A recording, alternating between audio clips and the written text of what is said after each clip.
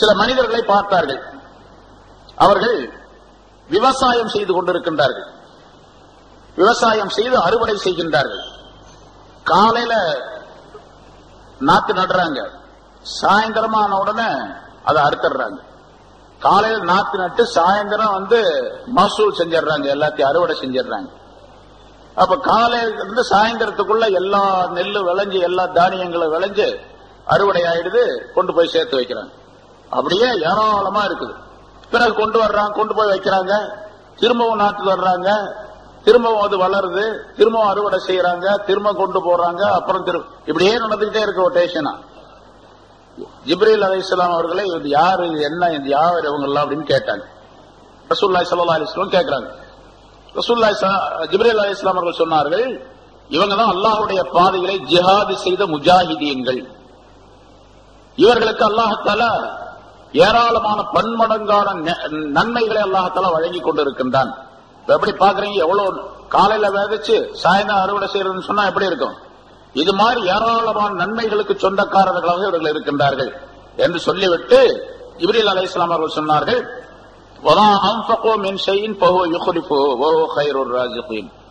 எந்த ஒரு பொருளை ஒரு மனிதன் அல்லாஹ்வுடைய பாதையில செலவு செய்கின்றாரோ அவருக்கு அதற்கு பிறவியை அல்லாஹ் தஆலா நிச்சயமாக தருவான். அவன் கைருர் ராஜிகீன், பிறவி கொடுப்பதிலே உணவளிப்பதிலே மிகச்சிறந்தவனாக இருக்கின்றான் என்று இதையும் சொன்னார்கள் ஜிப்ரீல் அலைஹிஸ்ஸலாம். அடுத்து சில மனிதர்களை நான் பார்த்தேன், ரசூலுல்லாஹி ஸல்லல்லாஹு அலைஹி வஸல்லம் சொன்னார்கள். சில மனிதர்களை பார்த்தேன், அவருடைய உதடெல்லாம் பெரிய பெரிய உதடா இருக்கு, பெரிய பெருசா இருக்குது. அந்த உதடுகள் எல்லாம் நெருப்பினால் செய்யப்பட்ட கத்தரிக்கோள்களால் கத்தரிக்கப்பட்டுக் கொண்டிருக்கின்றன. நெருப்புல இருந்த ஒரு கத்திரிக்கோள், பெரிய பெரிய கத்திரிக்கோள், அதுல மலக்குகள் அந்த உதடுகளை கத்திரித்து இருக்கிறாங்க. கத்தரிச்சு போடுறாங்க, திரும்பவும் அது வளருது. கீழ் உதட்டை கத்தரிக்கிறாங்க, அதை கீழே போடுறாங்க. பிறகு மேல் உதட்டை கத்தரிக்கிறாங்க. மேல் உதட்டை கத்தரிப்பதற்குள்ள கீழ் உதடு மறுபடியும் வளர்ந்துருது. அப்புறம் இதை கத்திரிக்காங்க. இப்படியே நடந்துகிட்டே இருக்குது. இவங்கெல்லாம் யார் என்று நான் கேட்டேன். ஜிப்ரீல் அலைஹிஸ்ஸலாம் அவர்கள் பதில் சொன்னார்கள், இவர்கள் தான் உங்களுடைய உம்மத்திலே பயான் செய்யக்கூடியவர்கள். எப்படிப்பட்ட பயான் செய்யக்கூடியவர்கள் தெரியுமா? யஅமுரூன அன்னாஸ பில் பிர்ரி வயன்ஸௌன அன்ஃபுஸஹும். குர்ஆன்ல ஒரு ஆயத்து, அந்த ஆயத்தை அங்கே சொல்லி காட்டுகின்றார்கள். அவர்கள் நன்மையை மக்களுக்கு சொல்லுவார்கள், அவங்க செய்ய மாட்டாங்க. நன்மையை மக்களுக்கு சொல்லுவாங்க, வயன்ஸௌன அன்ஃபுஸஹும், தங்களை மறந்து விடுவார்கள். அவங்கள மறந்துட்டு அடுத்தவங்களுக்கு சொல்லிக்கிட்டே இருப்பாங்க. அவர்கள் இன்னொரு அறிவிப்பில் இப்படி சொல்லப்பட்டு இருக்கின்றது, அதாவது அவருடைய உதடுகள் கத்தரிக்கப்பட்டுக் கொண்டிருக்கின்றன, அதே மாதிரி அவருடைய நாக்குகளும் அறுக்கப்பட்டுக் கொண்டிருக்கின்றன, நாக்குகளையும் அறுக்கின்றார்கள். இவங்க யார் அப்படின்னு சொல்லி கேட்கப்பட்டது. ரசூலுல்லாஹி ஸல்லல்லாஹு அலைஹி வஸல்லம் கேட்டாங்க. ஜிப்ரீல் அலைஹிஸ்ஸலாம் அவர்கள் சொன்னார்கள், இவங்க ஹுதபாஉல் ஃபித்னா என்பதாக சொன்னார்கள். ஃபித்னாவை பரப்பிக் கொண்டிருக்கக்கூடியவர்கள். சமுதாயத்தில், மனித சமுதாயத்தில் ஃபித்னாவை தங்களுடைய சொல்லின் மூலமாக மனித சமுதாயத்திலே ஃபித்னாவை உண்டாக்கி கொண்டிருக்கக்கூடியவர். இன்னைக்கு நம்ம பார்க்கிறோம் நிறைய அது மாதிரி. இஸ்லாத்துல முஸ்லிம்களுக்கு மத்தியில ஃபித்னாவை, குழப்பத்தை உண்டாக்கி சமுதாயத்தை பிளவுபடுத்தி மக்களிடத்திலே ஒற்றுமை இல்லாத சூழ்நிலையை உருவாக்கி தங்களுக்கு ஒரு தனி கூட்டத்தை சேர்த்துக் கொண்டு இந்த உலகத்தில் சிறப்பாக வாழ வேண்டும் என்பதற்காக செய்யக்கூடிய சில மனிதர்களை நாம் பார்க்கின்றோம். அவங்க தங்களுடைய சொல்லின் மூலமாக ஃபித்னாவை பரப்பிக் கொண்டிருக்கக்கூடியவர்கள். இவர்களுக்கு இந்த தண்டனை வழங்கப்படும் என்பதாக மற்றொரு அறிவிப்பிலே சொல்லப்பட்டிருக்கின்றது. அடுத்த ஒரு கூட்டத்தை நான் பார்த்தேன், அவர்களுக்கு அருகிலே நான் போனேன். அவர்கள் பெரும் உருவமாக இருக்கின்றார்கள். நரகவாசிகளுடைய உருவம் எப்படி இருந்துச்சு? இப்ப இங்க எல்லாம் பூரா அந்த தண்டனையை பற்றி சொல்லப்படுகின்றது. அதே மாதிரி நன்மைக்குரிய விஷயம் சேர்த்து சொல்லப்படுவதில்லை. பெரிய வயிறு, எவ்வளவு பெரிய வயிறுன்னு சொன்னா ஒரு பெரிய அறை மாதிரி, ஒரு ரூம் மாதிரி இருக்கு அந்த வயிறு. அந்த வயிற்றுக்கு உள்ளே இருக்கக்கூடியது வெளியே இருந்து பார்த்தால் தெரிகின்றது. அது மாதிரி கண்ணாடி மாதிரி இருக்குன்னு வச்சுங்க. அந்த வயிறு உள்ள இருக்கிறதா தெரியும். உள்ள பார்த்தா பெரிய பெரிய பாம்புகள் எல்லாம் அந்த வயிற்றுக்குள்ளே ஊர்ந்து கொண்டு இருக்கின்றன. பெரிய பெரிய பாம்புகள் வயிற்றுக்குள்ள இருக்கு. இன்னொரு அறிவிப்பில இதே மாதிரி அந்த பெரிய வயிற்றை தூக்கி கொண்டு அவர்கள் நடக்கின்றார்கள். அந்த நடக்க முடியாததன் காரணமாக அந்த வயிறு பெருசா இருக்கிறதுனால, ஒரு பெரிய அறை மாதிரி இருக்கிறதுனால கீழே விழுந்துடுறாங்க. அப்புறம் தடுமாறி எந்திரிச்சிடுறாங்க. எந்திரிச்சு திரும்ப போறாங்க. திரும்ப உழுகுறாங்க, திரும்ப போறாங்க, திரும்ப உழுகுறாங்க. இதே மாதிரி வேதனைப்பட்டுக் கொண்டிருக்கின்றார்கள். உள்ளே அந்த பாம்புகள் எல்லாம் அவர்களை கடித்து துன்புறுத்தி கொண்டிருக்கின்றன. இவர்கள் யார் என்று கேட்டேன். இவர்கள் தான் வட்டி வாங்கி சாப்பிட்டவர்கள் அப்படின்னு சொன்னாங்க. இன்னைக்கு நம்ம பார்க்கணும், ரொம்ப கவனமா இருக்கணும். மேராஜ் பயான் கேட்கறது, கதை கேட்கறது இல்ல. இன்னைக்கு நிறைய பாக்குறோம். வியாபாரம் செய்யணும் அப்படின்னு சொல்லிட்டு வட்டி வாங்கியே வியாபாரம் செஞ்சு வீணா போனவங்க நிறைய. வட்டி வாங்கி யாரும் பிழைச்சதே கிடையாது. வட்டி வாங்கி யாரும் உயர்ந்ததே கிடையாது. வட்டி வாங்கி உயரணும் அப்படின்னு சொன்னா இஸ்லாத்தை விட்டு வெளியே போயிடணும். வெளியே போனா உயர்வா இருக்கலாம். சேட்ஜி மாதிரி அவங்க எல்லாம் ரொம்ப நல்லா இருக்கு. நம்ம கேட்கலாம், நினைக்கலாம், அவங்க எல்லாம் வட்டி வாங்குறாங்க, ரொம்ப நல்லா இருக்கிறாங்களே, பெரிய பெரிய பங்களா காரெல்லாம் வச்சிட்டு இருக்காங்க, நமக்கு மட்டும் ஏன் அப்படி அப்படின்னு கேட்டா இஸ்லாத்தை விட்டு வெளியே போயிடணும். ஈமானை விட்டு வெளியே போயிடணும். போயிட்டா அந்த மாதிரி இருக்கலாம். ஈமான் இஸ்லாத்துக்குள்ள இருந்துகிட்டு அது மாதிரி செய்யக்கூடாது, செய்ய முடியாது. அல்லாஹ் தஆலா கொடுக்க மாட்டான். வட்டி வாங்கினீங்க போயிட வட்டி அப்படியே டீலா, அல்லாஹ் தஆலா டீலால விட்டுருவான். அப்படி ஏன்னா அவரு டீலால விட்டுட்டாரு, அல்லாவே டீலால விட்டுருவான். அது நிறைய இருக்கு, நிறைய சம்பவங்கள் நிறைய சொல்லப்பட்டிருக்குது. நிறைய சம்பவங்களை நம்ம பாக்குறோம். அதனால வட்டி வாங்குறது இந்த உலகத்தில் மட்டும், உலகத்துல கஷ்டம் அப்படிங்கிறது மட்டுமல்ல, வட்டி வாங்கி யாரும் பொருளாதாரத்தை சேர்த்து வெற்றி கண்டவர்கள் யாரும் கிடையாது. எந்த மனிதன் வட்டி வாங்குகின்றானோ அவனெல்லாம் நஷ்டவாளி ஆயிடுவான். எந்த ஒரு சமுதாயம் வட்டி வாங்குன்றதோ அந்த சமுதாயம் எல்லாம் கெட்டு போயிடும் நிச்சயமா. எந்த நாடு வட்டி வாங்குதோ அந்த நாடு பூரா கெட்டு போயிடும். இந்தியா எவ்வளவு கடன் கொடுக்கணும், வட்டி மட்டும் எவ்வளவு கொடுக்கணும்? பல்லாயிரம் கோடி கணக்கான ரூபாய் வட்டி மட்டும் கொடுக்கணும் வாங்கின கடனுக்கு. கடனுக்கு வட்டி மட்டும் ஒவ்வொரு வருஷம் கட்டிக்கிட்டு இருக்கிறாங்க. இங்க இருந்த பொருள் வெளியே நாட்டுக்கு போகுது. அந்த வட்டிக்காக வேண்டிய அந்த பொருளை அங்க எடுத்துட்டு போய் இங்க என்ன விலைக்கு நாம வாங்குறோமோ அதுல பாதி விலைக்கு வெளிநாட்டுல கிடைக்குது ஒரு பொருள். ஒரு இந்த யுடிகோலோன் அப்படின்னு சொல்லி அந்த தைலம் இருக்கு, பொடிக்கலான்னு சொல்லுவாங்கல்ல, அந்த தைலம் ஒண்ணு மலேசியாவில் நான் வாங்கினேன். இங்க வந்து 52 ரூபாய் நம்ம விலை போட்டிருக்கு. அதுல இந்தியா சரக்கு தான், அது மேட் இன் இந்தியான்னு போட்டிருக்கு. நான் ஒரு சுமாரா இருக்கு, ரொம்ப நல்ல தைலம்னு சொல்ல முடியாது, இருந்தாலும் 52 ரூபாய் விலை போட்டிருக்கு ஒரு பாட்டில். அங்க 2 வெள்ளிக்கு நான் வாங்கினேன். இங்க வந்த பிறகுதான் பார்த்தேன் அது மேட் இன் இந்தியா அப்படின்னு சொல்லிட்டு வேலை போட்டிருக்கு. 52 ரூபாய் நம்ம போட்டிருக்கு. 52 ரூபாய் சரக்கு இங்க வித்தா 52 ரூபாய். சரி, அதை இதை பண்ணி கொடுத்தாங்க கூட, பேரம் பேசி வாங்கினா கூட 40 ரூபாய்க்கு வாங்கலாம்னு வச்சுங்க. அங்க 2 வெள்ளின்னு சொன்னா 20 ரூபாய், 22 ரூபாய், 22 ரூபாய் தான் ஆச்சு. வாங்கிட்டு வந்து என்கிட்ட இருக்கு, டேபிள் மேல இருக்கு. அதை பாருங்க, இங்க உள்ள சரக்கை வாங்கிட்டு கொண்டு போய் வட்டிக்காக வேண்டி இந்த சரக்கெல்லாம் கொடுக்குறாங்க. இந்த மாதிரி இது உதாரணம் இல்ல, இது மாதிரி நிறைய சரக்குகள், ஜவுளிகள், மற்ற சர்க்கரை, அது மாதிரி உள்ள ஏற்றுமதியாகும். வட்டியின் காரணமாக அழிந்து விடுமே தவிர ஒரு நாடோ ஒரு வீடோ அல்லது ஒரு குடும்பமோ ஒரு சமுதாயமோ அழிந்து விடுமே தவிர உயராது. சரி, இது உலகத்துல. ஆகிரத்துல மௌத்துக்கு பின்னால இந்த தண்டனை. சரி, யதஹப்பத்துஹு ஷைத்தான், அதாவது வட்டி வாங்குவது பற்றி அல்லாஹ் தஆலா சொன்னா, பேய் பிடித்தவனை போன்று அவன் கியாமத்து நாள்ல எழுந்து வருவான் அப்படின்னு சொல்ல. பேய் பிடிச்சவன் போல. சாதாரண ஒரு ஆளை பார்த்து சொல்றோம்னா இவன் பேய் பிடிச்ச மாதிரி இருக்கிற ஆளை பார்த்தா அப்படின்னு சொல்லி அது மாதிரி. சரி, அடுத்ததாக ஒரு சில மனிதர்களை நான் பார்த்தேன். அவர்களுடைய தலைகள் எல்லாம் பெரும் பாறைகளை கொண்டு நசுக்கப்பட்டுக் கொண்டு இருக்கின்றன. மலக்குகள் இருக்கிறாங்க, பெரிய பெரிய பாறை கல்ல வச்சிட்டு இருக்காங்க. அவர் படுத்திருக்கிறாரு அல்லது உட்கார்ந்து இருக்காரு. அவர் தலை மேல அந்த பாறையை போடுறாங்க. போட்ட உடனே அந்த தலை அப்படியே சுக்கு நூறா நசுங்கி போயிடுது. அந்த கல்லு ஓடுது. அதை போய் எடுத்துட்டு வர்றாரு அவர். அந்த மலக்கு எடுத்துட்டு வர்றதுக்குள்ள இந்த தலை திரும்ப வந்துருது. திரும்ப போடுறாரு, திரும்ப நசுங்குது. அவர் கத்துறாரு, இவர் போடுறாரு, அந்த கல்லை எடுத்துட்டு வர்றாரு, பாறைய தூக்கி போடுறாரு. இப்படியே நடந்துகிட்டு இருக்கு. இவங்க யார் அப்படின்னு கேட்டார். இவங்க சொன்னாங்க, இவங்கதான் தலை ரொம்ப கனமானவங்க.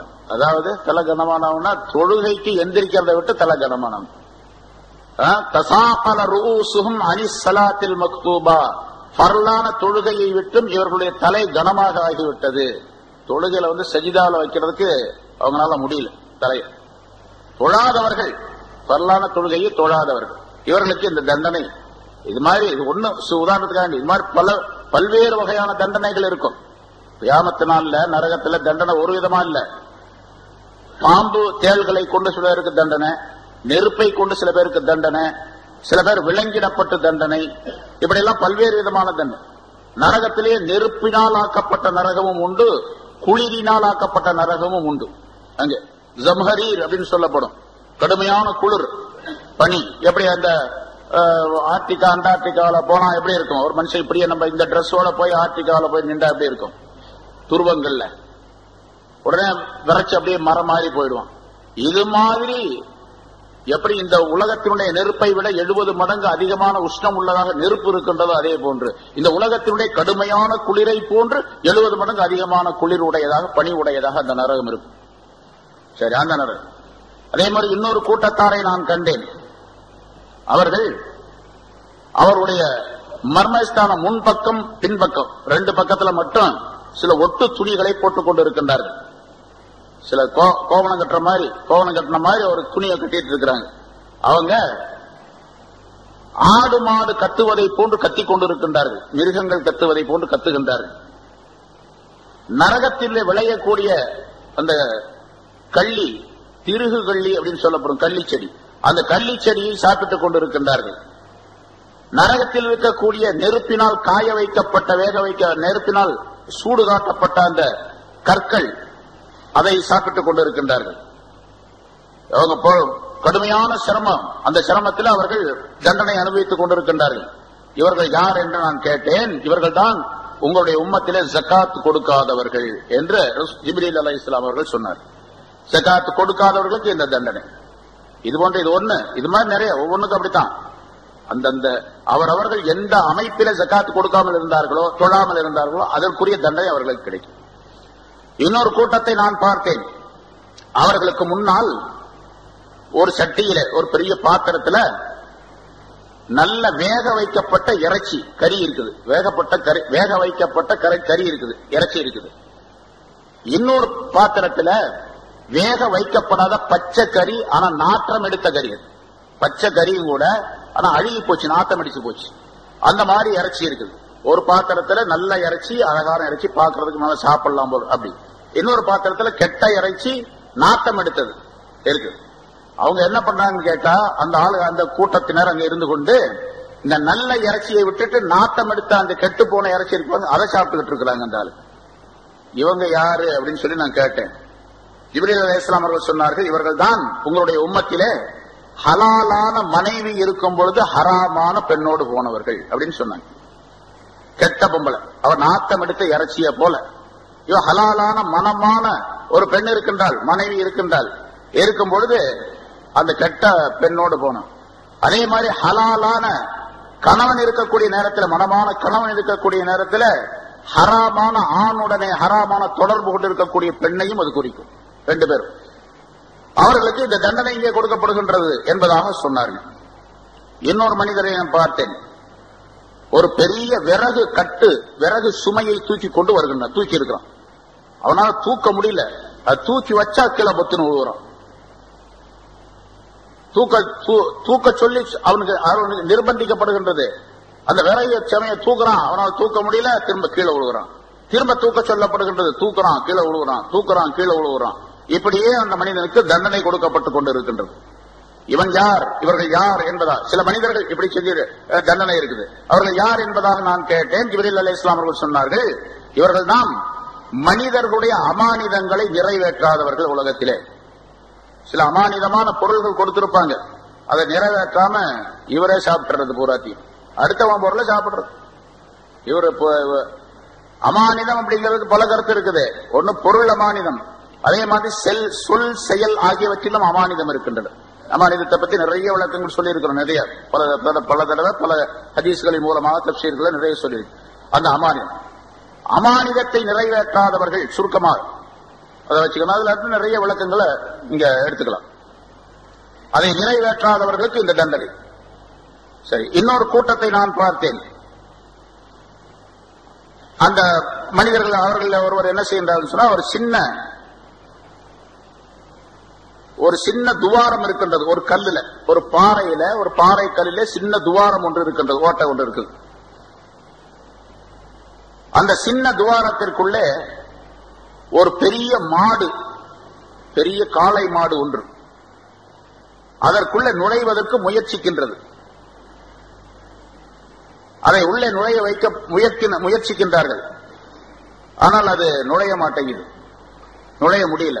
ரொம்ப சிரமப்பட்டு அந்த காளை மாட்டை அதற்குள்ளே நுழைய வைக்க முயற்சித்துக் கொண்டிருக்கின்றார்கள். ஆனால் அந்த மனிதனால் அது செய்ய முடியல.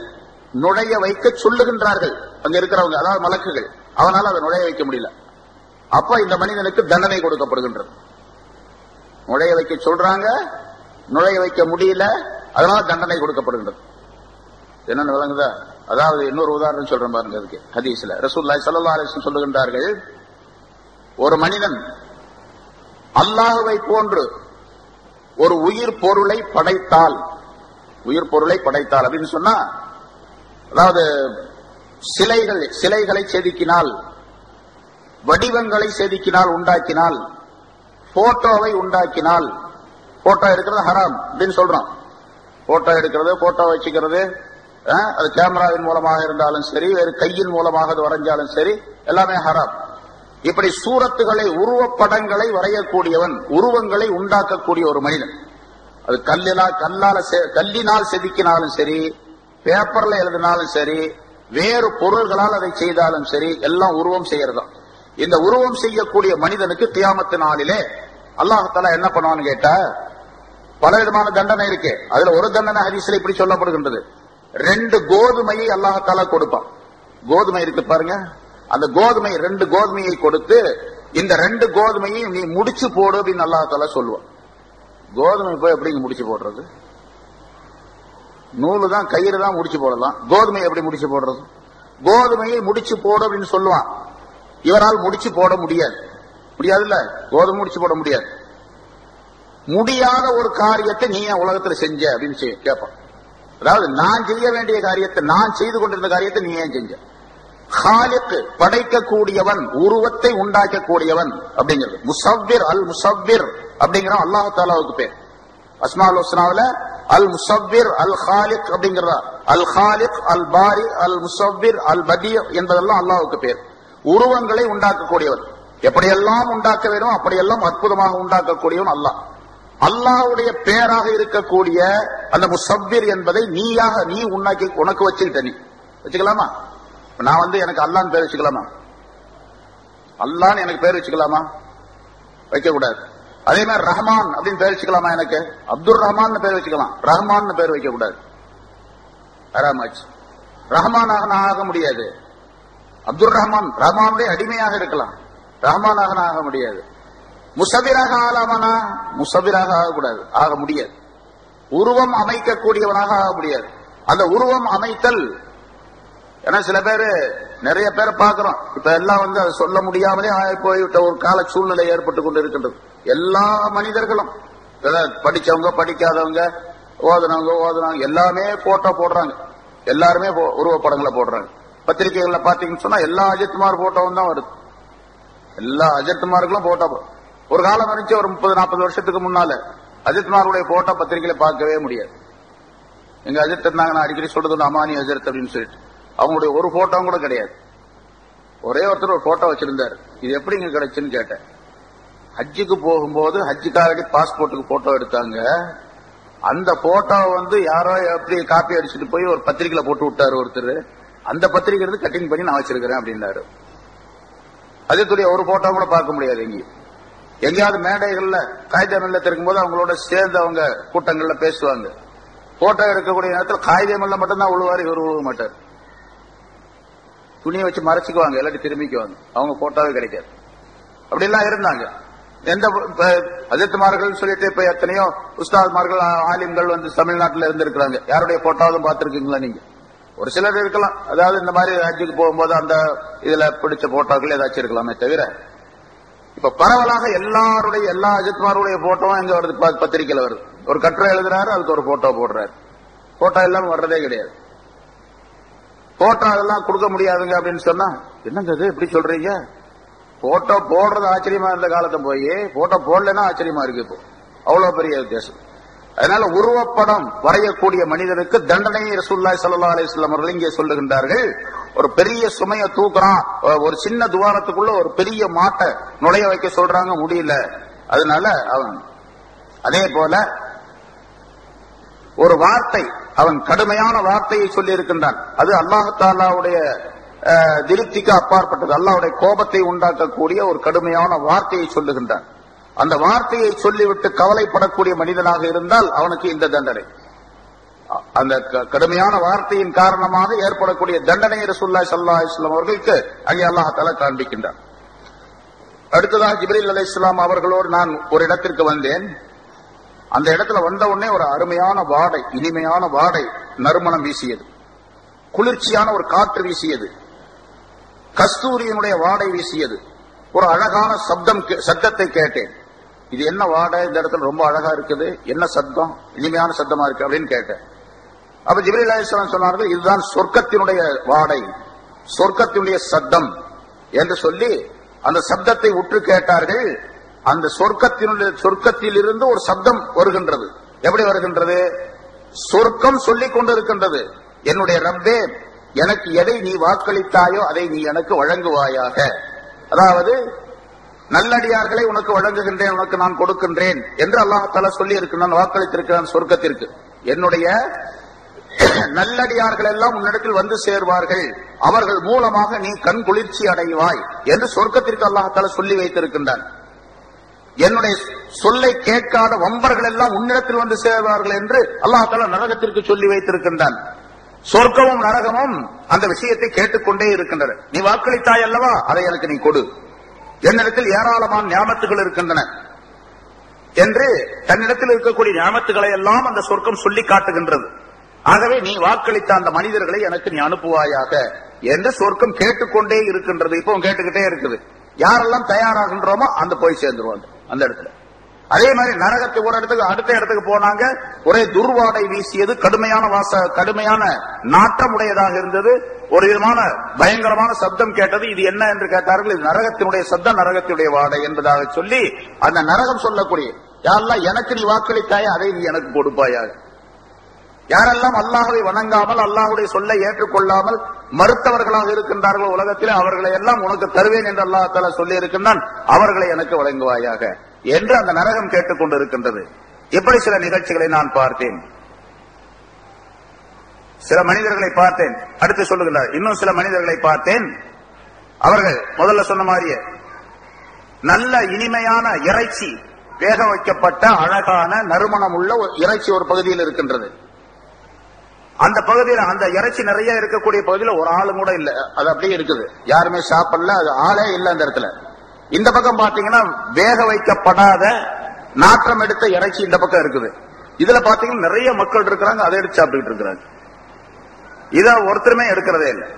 இது என்ன அப்படின்னு கேட்டேன். ஜிப்ரீல் அலைஹிஸ்ஸலாம் அவர்கள் சொன்னார்கள், இது உலகத்தில் இருக்கும் பொழுது ஹலாலான இனிமையான பொருள் இருக்க ஹராமான பொருளை தேடி சாப்பிட்டவர்கள் தான் இவர்கள் என்பதாக அல்லாஹ் தஆலா பதில் சொன்னார். ஜிப்ரீல் அலைஹிஸ்ஸலாம் அவர்கள் பதில் சொன்னார்கள் என்பதாக குறிப்பிடுகின்றார்கள்.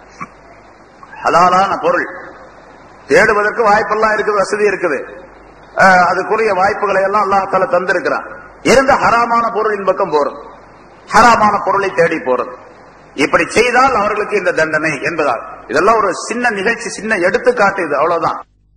அதுக்கு பின்னால் கியாமத் நாள்ல கேள்வி கணக்கு கேட்கப்பட்டு ஃபைசலா செய்யப்பட்ட பின்னால் என்ன தண்டனை என்பது அவர்களுக்கு தீர்ப்பளிக்கப்படும். இப்படியெல்லாம் குற்றங்கள் செய்தவர்களுக்கு என்னென்ன தண்டனைகள் உண்டு என்பதை மக்கள் தெரிந்து கொள்ள வேண்டும் என்பதற்கான சில நிகழ்வுகளை ரசூலுல்லாஹி ஸல்லல்லாஹு அலைஹி வஸல்லம் அவர்களுக்கு அல்லாஹ் தஆலா எடுத்து காட்டினான் என்பது என்னுடைய பொருளாகும். சரி, இதே மாதிரி ரசூலுல்லாஹி ஸல்லல்லாஹு அலைஹி வஸல்லம் அவர்கள் மேராஜுக்கு போயிட்டு வந்தாங்க. இந்த நிகழ்ச்சிகள் சம்பந்தமாக தொடராக இருக்கக்கூடிய இன்னொரு விஷயம், அங்கே ரசூலுல்லாஹி ஸல்லல்லாஹு அலைஹி வஸல்லம் மேராஜ்ல பார்த்தாங்க. ஆனா அது ஹதீஸ்ல எப்படி சொல்லப்படுகின்றது என்று சொன்னால், மேராஜுக்கு போய்விட்டு வந்த பின்னால அன்னைக்கு காலையில பல நிகழ்ச்சிகள் நடந்ததெல்லாம் சொல்லுவாங்க. இப்போ நடந்த பின்னால ஹஜ்ரத் அலி ரலியல்லாஹு தஆலா அன்ஹு அவர்களும் ஃபாத்திமா ரலியல்லாஹு தஆலா அன்ஹா அவர்களும் ரெண்டு பேரும் ரசூலுல்லாஹி ஸல்லல்லாஹு அலைஹி வஸல்லம் அவர்களை, ஹஜ்ரத் அலி ரலியல்லாஹு தஆலா அன்ஹு அவர்கள் அவங்க பார்க்கிறதுக்காக வேண்டி ரசூலுல்லாஹி ஸல்லல்லாஹு அலைஹி வஸல்லம் அவர்களை பார்க்கிறதுக்காக வேண்டி போனாங்க. ரசூலுல்லாஹி ஸல்லல்லாஹு அலைஹி வஸல்லம் அவர்கள் மேராஜுக்கு போயிட்டு வந்ததாக கேள்விப்பட்டோம், சொன்னாங்க. அதை நாங்க ஒப்புக்கொள்றோம், ஏற்றுக்கொள்ளுகின்றோம், வந்து போய் பார்த்துட்டு வரலாம் அப்படின்னு போனாங்க. ரசூலுல்லாஹி ஸல்லல்லாஹு அலி ரலியல்லாஹு தஆலா அன்ஹு அவர்கள் போன நேரத்தில் ரசூலுல்லாஹி ஸல்லல்லாஹு அலைஹி வஸல்லம் அவர்கள் அழுது கொண்டிருக்கின்றார்கள். அலி ரலியல்லாஹு தஆலா கேட்டாங்க, யார் ரசூலுல்லாஹ், தங்க ஏன் அழுகுறீங்க, என்ன காரணம்? என்ன காரணம்னு சொன்னீங்கன்னு சொன்னா நானும் சேர்ந்து அழுகுறேன் அப்படின்னாங்க. நீங்க அழுகுறீங்க, ஏதாச்சும் காரணம் சொல்லுங்க, காரணம் வச்சா நானும் அழுகுறேன் அப்படின்னா.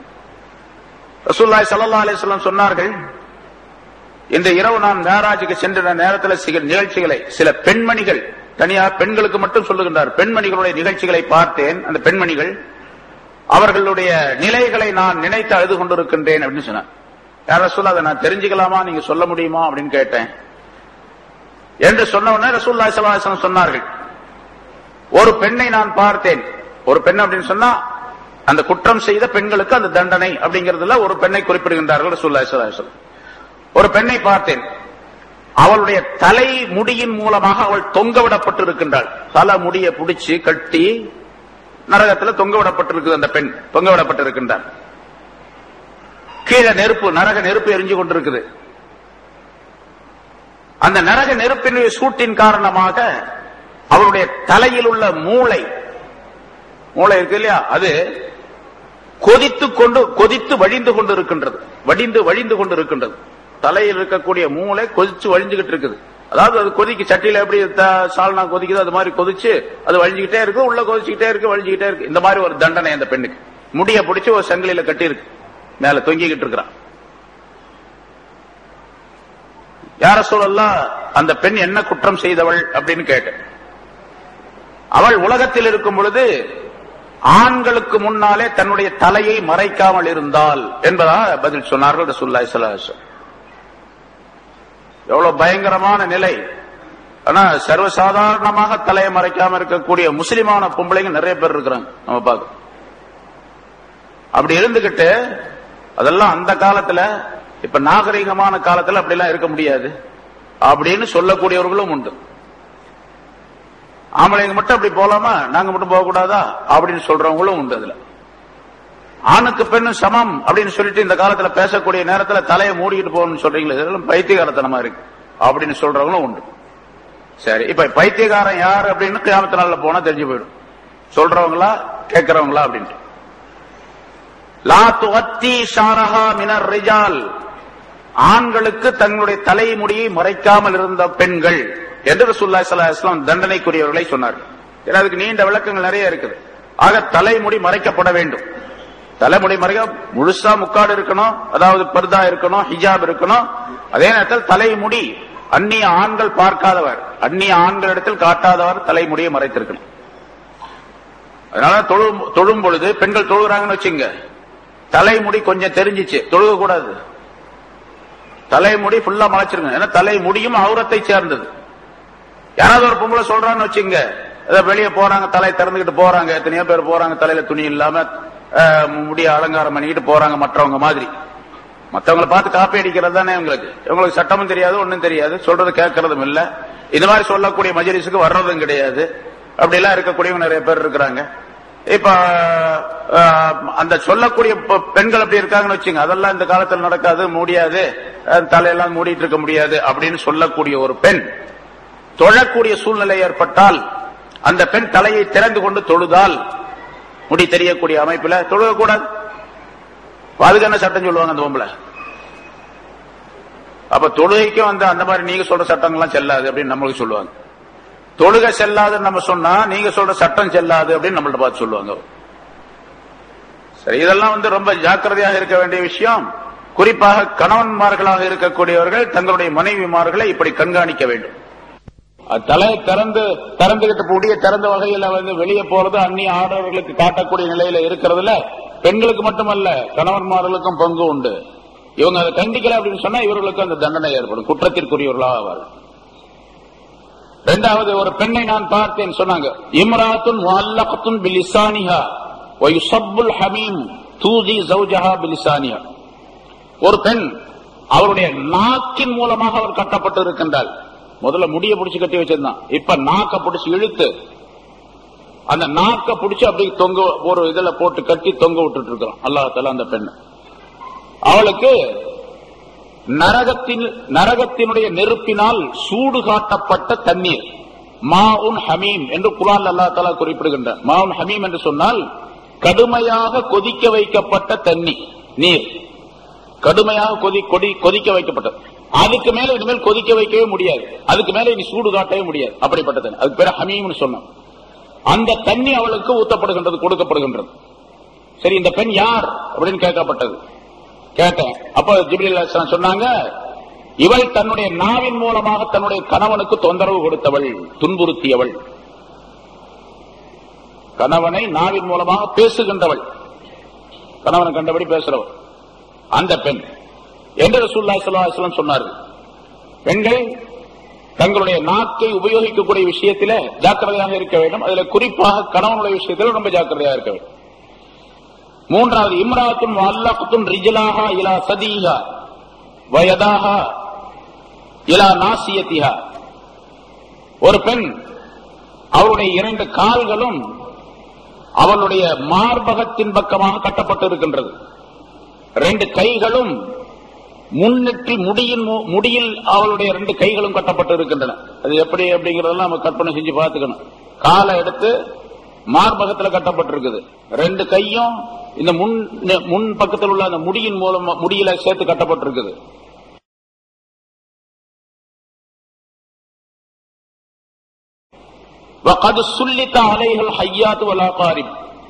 இவளுக்கு தேளு பாம்பு ஆகியவற்றை கொண்டு இவள் வேதனை செய்யப்பட்டுக் கொண்டிருக்கின்றாள். நிறைய பாம்பு தேலாம் இவளை கடிச்சு துன்புறுத்திக்கிட்டு இருக்குது. பாம்பு தேள் அப்படின்னு சொன்னா உலகத்தில் உள்ளதை போல அல்ல. ஒரு ஹதீஸில் ரசூலுல்லாஹி ஸல்லல்லாஹு அலைஹி வஸல்லம் சொல்லுகின்றார்கள், அங்க இருக்கக்கூடிய அந்த பாம்பு இருக்குதே, அந்த பாம்பினுடைய ஒரு துளி விஷம், அதனுடைய விஷயத்துல ஒரு துளி இந்த பூமியிலே விழுந்தால் இந்த பூமியில் இருக்கக்கூடிய எந்த பயிர் பச்சையும் விளையாது, எல்லாமே கரிஞ்சு போயிடும். எப்படி அங்க இதுல ஜப்பான்ல குண்டு போட்டான், ஹிரோஷிமாவில குண்டு போட்டான், குண்டு போ எவ்வளவு நாளாச்சு, இன்னும் கூட சில புல்லு முடையாத இடங்கள்லாம் இருக்கின்றன பல ஆண்டுகளுக்கு பின்னால். இதே போல அந்த ஒரே ஒரு துளி விஷம் இந்த பூமியில் இருக்கக்கூடிய எல்லா பூண்டுகளையும் எல்லா புற்பூண்டுகளையும் கரிச்சிடும். அதுக்கு பின்னால புல்லே விளையாது, செடியை முளையாது. அப்படிப்பட்ட விஷம். அந்த மாதிரி பாம்புகள்லாம் அவளை கடிச்சுக்கிட்டு இருக்குது. இந்த பெண் யார் அப்படின்னு கேட்கப்பட்டது. கேட்டேன். இந்த பெண் குளிப்பு கடமையாக இருக்கக்கூடிய நிலையிலே அப்படியே இருந்தவள்.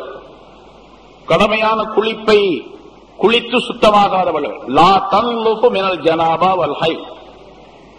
அந்த பெண் பெருந்தொடக்கோ அல்லது ஹைதோ நிபாசோ ஏற்பட்ட நேரத்தில் குளிச்சு சுத்தமாக இல்லாதவள் அவள்.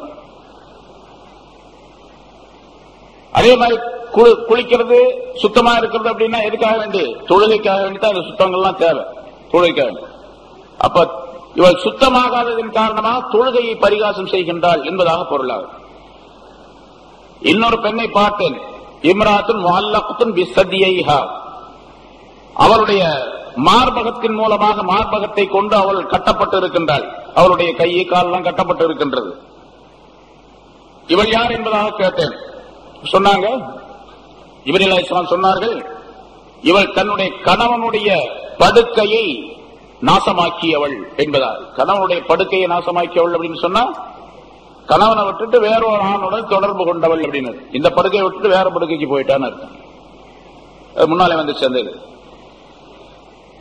இன்னொரு பெண் அஞ்சாவதாக, இம்ராத்துன் ரஅசுஹா ரஅசு ஹின்ஸீர் வ பத்னுஹா பத்னு ஹிமார் அலைஹா அல்ஃப் அல்ஃப் லவ்னின் மினல் அதாப். ஒரு பெண், அவருடைய தலை பன்றியுடைய தலை போன்று இருக்கின்றது. அவருடைய உடல் எல்லாம் கழுதையினுடைய உடலை போன்று இருக்கின்றது. பல்லாயிரக்கணக்கான தண்டனைகள் வேதனைகள் அவளை சூழ்ந்து கொண்டிருக்கின்றன. ஆயிரக்கணக்கான அல்ஃபு அல்ஃபு அதாப், ஆயிரக்கணக்கான வேதனைகள் அவள் செய்யப்பட்டுக் கொண்டிருக்கின்றாள். இவள் யார் என்று கேட்டேன். நம்மாமா கல்லாபா, கோள் சொல்லக்கூடியவள், பொய் சொல்லக்கூடியவள். இந்த கோள் சொல்றது பொய் சொல்றது சர்வசாதாரணமாக எல்லா மனிதர்களிடத்திலும் இருக்குது. அது குறிப்பாக பெண்களிடத்தில் இருக்கு. கோள் சொல்லக்கூடியவள், பொய் சொல்லக்கூடியவள். ஆறாவது ஒரு பெண், அவளுடைய உருவம் நாயினுடைய உருவத்தில் இருக்கின்றது. நாயினுடைய வடிவத்தில் அவள் இருக்கின்றாள். நரகத்தினுடைய அந்த நெருப்பு அவருடைய வாய் வழியாக வருகின்றது, அவருடைய பின்பக்கமாக வருகின்றது. அதாவது வாய் வழியாக உள்ளே போட்டு பின்பக்கமாக அந்த நெருப்பு வெளியே அது வெளியாகிக் கொண்டிருக்கின்றது.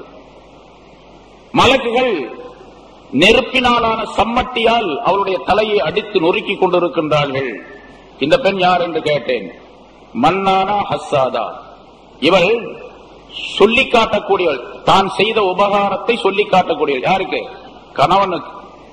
எங்க வீட்டுல இருந்து நான் கொண்டு வந்தேன், எங்க அத்தா அதை கொடுத்தாரு, எங்க பாப்பா எப்படி கொடுத்தாரு, எங்க அம்மா கொடுத்தாங்க, எங்க வீட்டு டப்பா இது, எங்க வீட்டு கோலை அப்படின்னு சொல்லிட்டு எல்லாத்தையும் சொல்லி காட்டுவான்.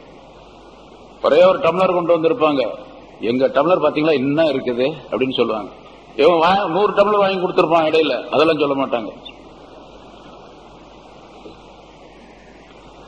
நாங்க வாப்பா போட்ட வலைய பாத்தீங்களா அப்படியே கிடக்கு, நீங்க வாங்கி போட்டதால நசுங்கி போச்சு அப்படின்னு சொல்லி காட்டிக்கிட்டே இருப்பான். மண்ணானா, அதனாலதான் அந்த மண்ணானாவை கல்யாணமே செய்யக்கூடாதுங்கிறாங்க. ரசூலுல்லாஹி ஸல்லல்லாஹு அலைஹி வஸல்லம் சொன்னாக ஒரு ஹதீஸ் சொல்லப்படுகின்றது, லா தஸவ்வஜு சபஅன் மினன் நிஸா, 7 விதமான பொம்பளைங்களை கல்யாணம் பண்ணிக்காதீங்க அப்படின்னு சொல்றாங்க. ஹன்னானா, அது வாசகமே ஹன்னானா, அன்னானா, மன்னானா, கண்ணானா, என்னன்னா கண்ணானா, ஹத்தாக்கா, ஷத்தாக்கா, பர்ராக்கா அப்படின்னு சொல்லுவாங்க. ஹன்னானா அப்படின்னு சொன்னா அடுத்த இன்னொரு திருமணத்தின் மூலமாக அடுத்தவருக்கு குழந்தைகள் இருக்கக்கூடிய அந்த பெண், அவளை நீ திருமணம் செய்து கொள்ளாது. செய்து கொள்ளக்கூடாது ஹராம்னு அர்த்தம் அல்ல, அதனால சில பிரச்சனைகள் ஏற்படும். அதனால இது பூராவே அப்படித்தான். அண்ணானா அப்படின்னு சொன்னா முணங்கிக்கிட்டே இருப்பா, இப்ப பார்த்தாலும். சில பிள்ளைங்க இருக்கிறாங்க, ஏதாச்சும் ஒன்று சொன்னா என்ன சொல்ற, ஒண்ணும் இல்ல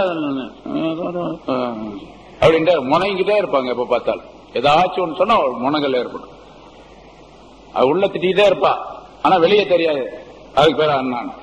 மண்ணானா அப்படின்னு சொன்னா தன்னுடைய வீட்டுல உள்ளதெல்லாம் தன்னுடைய கணவன்கிட்ட சொல்லி காட்டிக்கிட்டே இருப்பான். எங்க வீட்டு இருந்து அது கொண்டு வந்தேன், இது கொண்டு வந்தேன், எப்ப பார்த்தாலும் அதுதான் சொல்லிக்கிட்டே இருப்பான். கண்ணானா அப்படின்னு சொன்னா அவன் நீங்க தமிழ்ல விளங்காதீங்க, அரபி வார்த்தை. கண்ணானா மூக்கானா அப்படின்னு விளங்கிடாது. என்னுடைய எங்க வாப்பா இருக்காரு, அவரு எப்படிப்பட்டவர் தெரியுமா, எங்க அண்ணன் இருக்காரு, அவர் எப்படி, எங்க சாச்சா, எங்க பெரியப்பா, அவர்லாம் பெரிய ஆள் அப்படின்னு சொல்லி தான் குடும்பத்தில் உள்ள ஆளுகளா, எங்க அம்மா அப்பா அவரு இவரு அப்படின்னு சொல்லி தான் குடும்பத்தில் உள்ள பார்த்து சொல்லிக்கிட்டே இருப்பான். இங்க வீட்டுல கணவன் எவ்வளவு பெரிய ஆளா இருந்தாலும் சரி, அவருக்கு பெரிய புகழ் மாலை சூட்டப்பட்டு கொண்டு இருந்தாலும் சரி, அதை பத்தில ஒரு பேச்சும் கூட இருக்காது. அவங்க வீட்டுல இருக்கிற ஆளுகளை பத்தி சொல்லிக்கிட்டே இருப்பா. கண்ணா அதை பாரு, இதை பாரு, அப்படி பாரு, அவங்கள பாரு, இவங்க அப்படின்னு சொல்லிட்டே இருப்பான். ஹத்தாக்கா அப்படின்னு சொன்னா எல்லா ஆம்பளையும் பார்த்துக்கிட்டே இருப்பான். பார்வையை கட்டுப்படுத்த மாட்டாள் அவள், பார்வையை கட்டுப்படுத்த மாட்டாள். ஷத்தாகா அதிகமாக பேசக்கூடியவள். இதெல்லாம் ஹதீஸ்ல வரக்கூடிய வார்த்தைகள் நிறைய வருது. அது மாதிரி அதிகமாக பேசுகின்றவள், எப்ப பார்த்தாலும் பேசிக்கிட்டே இருப்பா. பேசலன்னா அடுத்த வீட்டுக்காரையை கூப்பிட்டு வந்து உட்காந்து பேசிட்டு, எனக்கு தூக்கம் வருதுமா, இல்ல கொஞ்ச நேரம் பேசிட்டு போயிடு அப்படின்ட்டு. சரி அவங்க போயிட்டாங்கன்னு சொன்னா வேற யாராவது வருவாங்க, அவங்களுக்கு சரி ஆள் வந்துருச்சு நீ போ அப்படின்ட்டு அனுப்பி விட்டு இன்னொரு ஆளை குறைச்சு பேசிக்கிட்டே இருப்போம் எப்ப பார்த்தாலும். ஹத்தா ஷத்தாகா. பர்ராகா, எப்ப பார்த்தாலும் அவருடைய உடைகள் டிரெஸ் நல்லா இருக்கணும். புடவை சட்டை இருக்கு, அது இருக்கு, பின்னு இன்னும் ஹேர் பின்னு, அது இது பவுடர் எல்லாம் எப்ப பார்த்தாலும் டிரெஸ் பண்றது, மேக்கப் பண்றது, அது பண்றது, இது பண்றது, வேலை எந்த வேலையும் இருக்காது. எல்லா 24 மணி நேரம் தூங்குற நேரம் போக மீதி நேரங்கள் பூரா டிரெஸ்ஸிங்ல தான் இருக்கும். பர்ராகா, தன்னை அதாவது அலங்காரமாக காட்டிக் கொள்ளக்கூடியவள். மேல் மினுக்கி அப்படின்னு சொல்றாங்களா, மேல் மினுக்கி. பொய்யார கொண்டையிலே தாளம்போம் உள்ளே இருக்குது ஈரும் வேணாம் அப்படின்னு சொல்லி பாட்டு படிச்சோம் அந்த காலத்துல. என்ன, பெண்களை நம்பாதே கண்களை பெண்களை நம்பாதே அப்படின்னு பாட்டு படிச்ச ஆளை திட்டுறான். இப்போ முதல்ல பாட்டு படிச்சான் அப்படியே அந்த காலத்துல ஒரு 40 வருஷத்துக்கு முன்னால. பெண்களை நம்பாதே கண்களை பெண்களை நம்பாதே என்னமோ அந்த பாட்டு, அது அந்த பாட்டு எழுதுனால சரியில்லை அப்படின்னு சொல்லி இப்ப சொல்றான் பாட்டு எழுதுறான். அது பொம்பளைங்கள்லாம் இப்ப அந்த ஆளை திட்டுறாங்க. இந்த மாதிரி பாட்டு எழுதிட்டு போயிட்டான், எப்படி எழுதுறது, பெண்களை நம்பாதே கண்கள் நம்பாதே அப்படின்னு சொல்றாங்க. சரி, இந்த மாதிரி மன்னானா ஹஸ்ஸாதா, அந்த பெண் சொல்லி காட்டக்கூடியவள். அதே போல பொறாமை கொள்ளக்கூடிய, அடுத்தவர் மீது பொறாமை கொள்ளக்கூடிய பெண். இந்த 6 வகையான பெண்களை நான் பார்த்தேன், அவர்களுடைய வேதனையை கண்டு நான் அழுது கொண்டிருக்கின்றேன் என்று ரசூலுல்லாஹி ஸல்லல்லாஹு அலைஹி வஸல்லம் அவர்கள் ஹஜ்ரத் அலி ரலியல்லாஹு தஆலா அன்ஹு சொன்னதாக மற்றொரு அறிவிப்பு சொல்லப்படுகிறது. இது மாதிரி பல அறிவிப்புகள் ரசூலுல்லாஹி ஸல்லல்லாஹு அலைஹி வஸல்லம் போயிட்டு வந்த பிறகு பல தடவை சொல்லி இருக்கிறாங்க. ரஅய்து லைலத்தன் உஸ்ரிய பி அப்படிங்கிற ஹதீஸ் வரக்கூடிய ஹதீஸ் நிறைய வருது. நான் மேராஜுக்கு அழைத்து செல்லப்பட்ட இரவிலே நான் கண்டேன் அப்படிங்கிற ஹதீஸ் நிறைய இருக்குது. அது மாதிரி பல ஹதீஸ்கள் இருக்கின்றன. ஆக ரசூலுல்லாஹி ஸல்லல்லாஹு அலைஹி வஸல்லம் அவர்களை அல்லாஹ் தஆலா மேராஜுக்கு அழைத்து சென்றது ஒன்னு ரெண்டு அல்ல, பல்லாயிரக்கணக்கான நிகழ்வுகள், பல்லாயிரக்கணக்கான செய்திகள் மனித சமுதாயத்திற்கு கொடுக்கப்படுவதற்காக வேண்டி, தெரியப்படுத்தப்படுவதற்கான அல்லாஹ் அதை ஏற்பாடு செய்திருக்கின்றான். அல்லாஹ் ஒரு அற்புதமான அந்த நிகழ்ச்சியின் மூலமாக பலவிதமான படிப்பினைகளை நமக்கு ஏற்படுத்தி தந்திருக்கின்றான். அதை பெற்று வாழக்கூடியவர்களாக நாம் இருக்க வேண்டும். குறிப்பாக தொழுகை சம்பந்தப்பட்ட விஷயம் நிறைய சொல்லப்பட்டது. இன்னொரு விஷயம் இங்க கவனிக்கணும், அது முன்னால் சொல்லப்பட்டிருக்கு. ரசூலுல்லாஹி ஸல்லல்லாஹு அலைஹி வஸல்லம் அவர்கள் மேராஜுக்கு சென்றது இந்த உடலோடு சென்றார்கள், உடலும் உயிரும் சேர்ந்து சென்றார்கள் அப்படிங்கறதுதான். ஏன்னா சில பேர் இப்ப நிறைய பேர் சொல்றாங்க அப்படி எல்லாம் கிடையாது, ரசூலுல்லாஹ்வுடைய அந்த ரூஹ், அவர்களுடைய உயிர் தான் போனது, உடல் போகவில்லை அப்படின்னு சொல்லக்கூடியவர்கள் இருக்கிறாங்க. ரசூலுல்லாஹி ஸல்லல்லாஹு அலைஹி வஸல்லம் அவர்கள் உடலோடு உயிரோடு போனார்கள். அப்படி தனியா உயிர் மட்டும் போச்சு, அதாவது அவர் கனவு நிகழ்ச்சி மாதிரி சொல்றாங்க. கனவு நிகழ்ச்சி அப்படின்னு சொன்னா அதை மறுக்க வேண்டிய அவசியமே கிடையாது. யார் வேணாலும் பார்க்கலாமே, கனவுல அல்லாஹ் பாக்குறது யார் வேணாலும் பார்க்கலாமே. இமாம் அபூ ஹனீஃபா ரஹ்மத்துல்லாஹி 100 தடவை பார்த்ததா இருக்குது. அஹ்மத் இப்னு ஹம்பல் பார்த்ததாக சரித்திரம் இருக்குது. இது மாதிரி நூற்றுக்கணக்கான பேர் ஞானவான்கள் அல்லாஹ்வை கனவிலே கண்டதாக சொல்லுகின்றார்கள். கனவுல கண்டா ரசூலுல்லாஹ் கனவுல கண்டாங்க அப்படின்னு சொன்னா அதுல வித்தியாசம் எல்லாம் போயிடும். ஏன்னா இங்க சுப்ஹானல்லதி என்று சொல்லப்படக்கூடிய இந்த வார்த்தை இருக்குது பாருங்க, அதிலே சுப்ஹான் மகா தூயவன் அப்படின்னு ஒரு ஆச்சரியமான நிகழ்ச்சிக்காக வேண்டி சொல்லப்படுவது சுப்ஹான் அப்படிங்கிற வார்த்தை. அதனால சுப்ஹான் அல்லாஹ், அல்லாஹ்வை நான் பரிசுத்தப்படுத்துகின்றேன், எல்லா குறைகளை விட்டும் அவன் பரிசுத்தமானவன் என்பதை ஒப்புக்கொள்ளுகின்றேன் என்று சொன்னால் அது ஒரு மிகப்பெரிய ஆச்சரியமான நிகழ்ச்சி. சுப்ஹான அப்படிங்கிறதுக்கே என்ன அர்த்தம்? லா ஷரீக லஹு லம் யலித் வலம் யூலத் வலம் யகுல் லஹு குஃபுவன் அஹத். அவனுக்கு எந்த விதமான இணையும் கிடையாது, அவனை யாரும் பெறவும் இல்லை, பெறப்படவும் இல்லை, அவனுக்கு இணையாக யாரும் இல்லை. முனஸ்ஸஹுன் அன் குல்லி ஐப், எல்லா குறைகளை விட்டும் அவன் பரிசுத்தமாக்கப்பட்டவன் என்று சொல்லப்படுவதற்குரிய வார்த்தையாக அது அமைந்திருக்கின்றது. அது சுப்ஹான என்று சொல்லப்படுவதே ரசூலுல்லாஹி ஸல்லல்லாஹு அலைஹி வஸல்லம் அவர்கள் மேராஜுக்கு இந்த உடலோடு சென்றார்கள் அப்படிங்கறத அறிவிக்கிறது.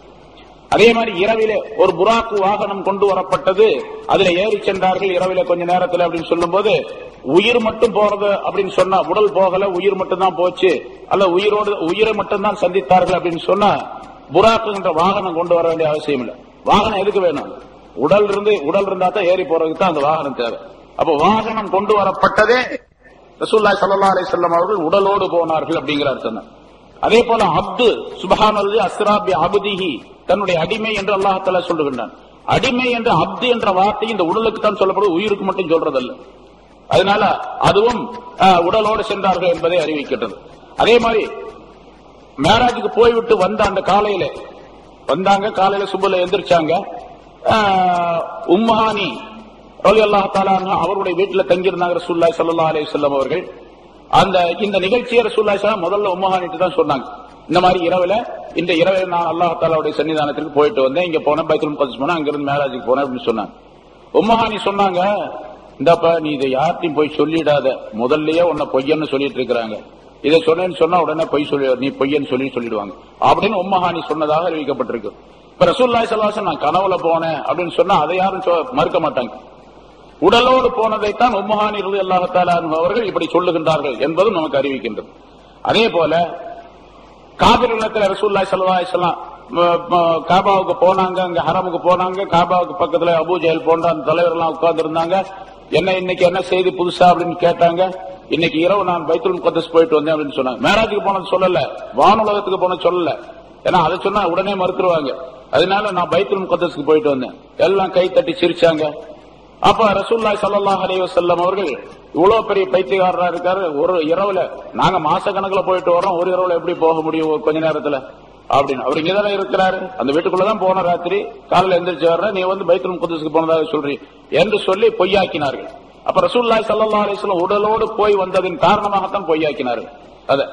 அதே மாதிரி அவங்க கேட்டாங்க, அப்படின்னு சொன்னா நீ அந்த பைத்துல் முகத்தஸ்க்கு போனதாக சொல்றீங்களா, அங்க எத்தனை கதவு இருக்கு, எத்தனை தூண் இருக்குது, எத்தனை ஜன்னல் இருக்குது, எல்லாம் சொல்லு பார்க்கலாம் அப்படின்னு சொல்லி கேட்டாங்க.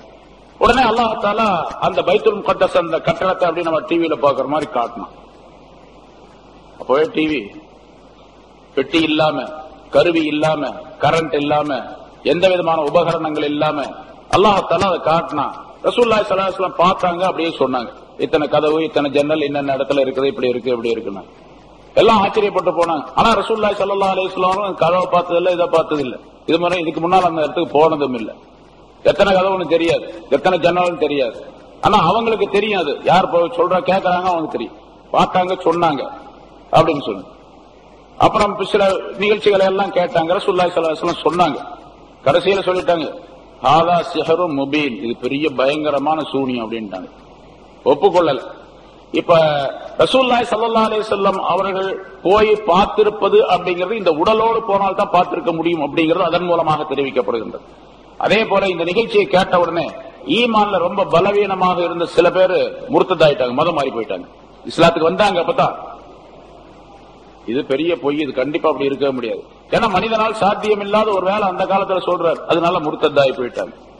இதே போல ரசூலுல்லாஹி ஸல்லல்லாஹு அலைஹி வஸல்லம் அவர்களுக்கு நெஞ்சு பிளக்கப்பட்டது, ஈமான் ஹிக்மத் நிரப்பப்பட்டது, ஜம்சம்ல கழுவப்பட்டது அப்படிங்கிற நிகழ்ச்சி எல்லாம் பாடி சேர்ந்தது, உடலை சேர்ந்தது. அதனால உடலோடு போனாங்க அப்படிங்கறதான் தெரியப்படுது.